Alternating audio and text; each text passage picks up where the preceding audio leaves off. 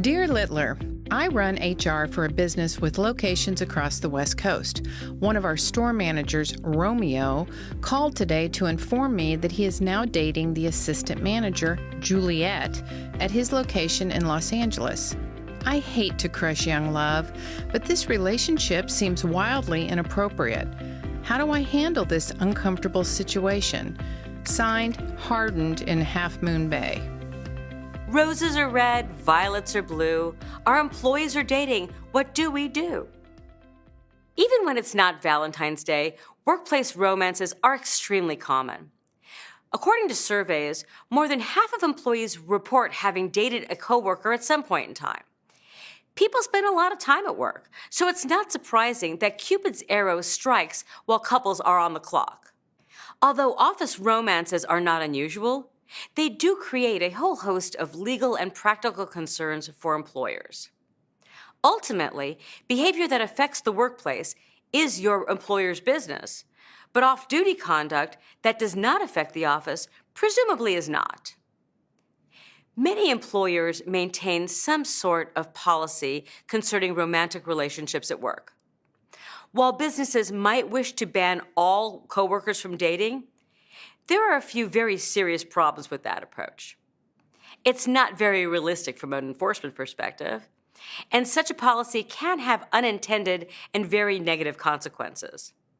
Plus, a strict prohibition on all coworker dating may actually violate the law.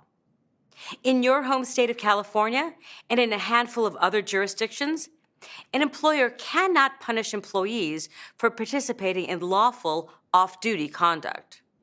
From an employer's point of view, numerous problems can arise if employees in a reporting relationship start dating. It can damage morale, it can reduce productivity, and generate real concerns about favoritism and harassment.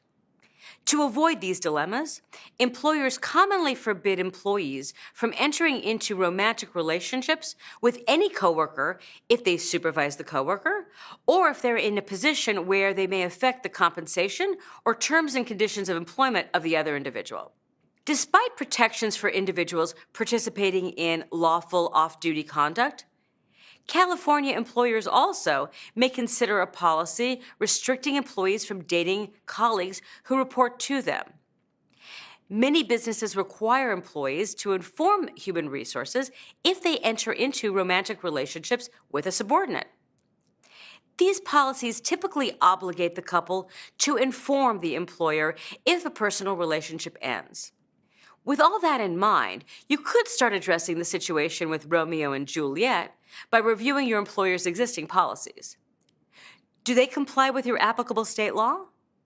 Or if you don't have a policy, you may want to consider adopting rules on the subject. In addition to maintaining policies, some employers ask dating coworkers to execute a special agreement that's known as a love contract.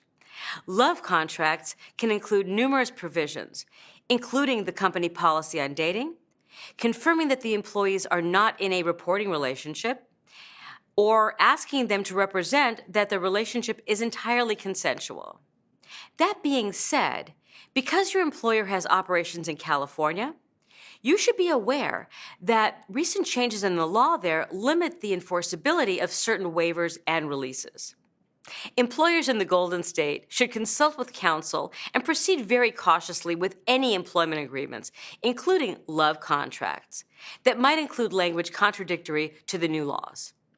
In your specific instance, dear Hardened in Half Moon Bay, it sounds like the couple are in a direct reporting relationship. When making a decision about how to proceed, you'll likely want to consider company policy, operational needs, possibilities for reassignment, and of course the preferences of Romeo and Juliet. Best of luck and happy Valentine's Day.